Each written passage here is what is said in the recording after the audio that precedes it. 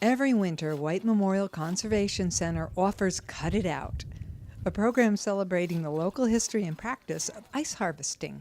We are an environmental center, an education center, and we have to remember what this whole idea is about, and that is that this was a practice that was performed at a time when water was really a resource that they needed to live their daily lives. But at the same time, that resource was the reliability of that resource was that it was clean. It was clean water, and that's the thing that we sometimes have to remind ourselves about, that this is an important relationship that we sometimes don't really feel connected with. If you look at the regulations in Connecticut, you really shouldn't be eating more than one fish a month that's harvested from most of the waters in Connecticut. There are a handful of fish that you can eat maybe differently, but like trout, because it's raised in a hatchery with very clean water. But the rest of the fishery, you can't. Isn't that remarkable that you can't even eat more than one fish a month if you catch it within the state of Connecticut? I think that's something we've lost. And it used to be a resource that was often relied upon on a daily basis here in Connecticut 100 years ago. So these are things that we have to remind ourselves that even though we're going to go out and have a good time today, working with some really cool tools and trying to reminisce as to what it was like, well, we're going to be living it ourselves because it's really cold outside. We have to remind ourselves that this is still a relationship that we need to value every day. And it's clean water, clean air, healthy soils, and the variety of things that rely on those systems and services that we then ultimately rely on as well. I think the whole history of ice goes back into the 1800s when the technology developed to keep food cold, and so farmers and whatnot would be out in the wintertime cutting ice to store in an ice house, and then that ice was available year-round to cool milk or keep food cold.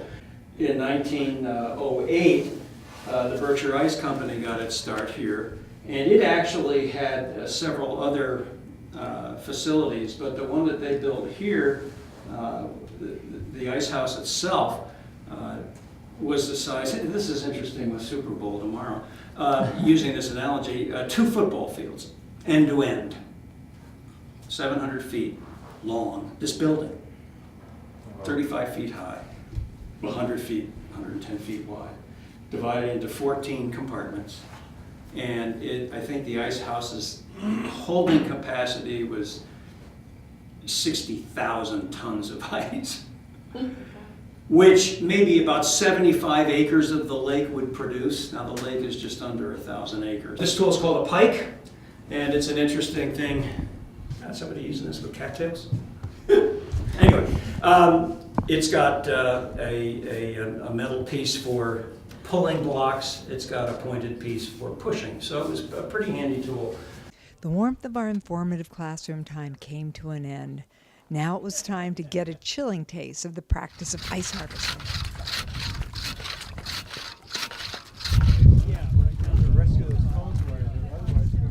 Yeah.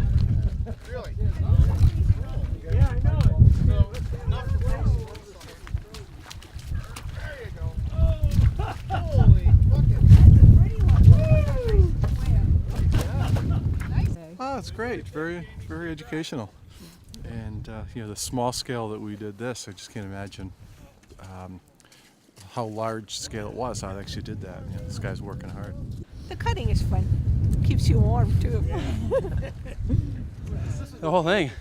That was a blast. Pulling one of the ice blocks out of the water with those giant tongs.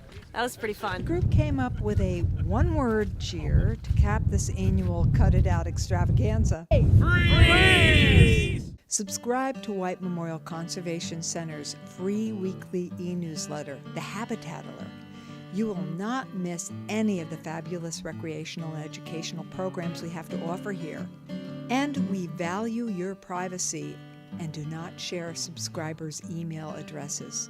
Go to our website to subscribe, www.whitememorialcc.org.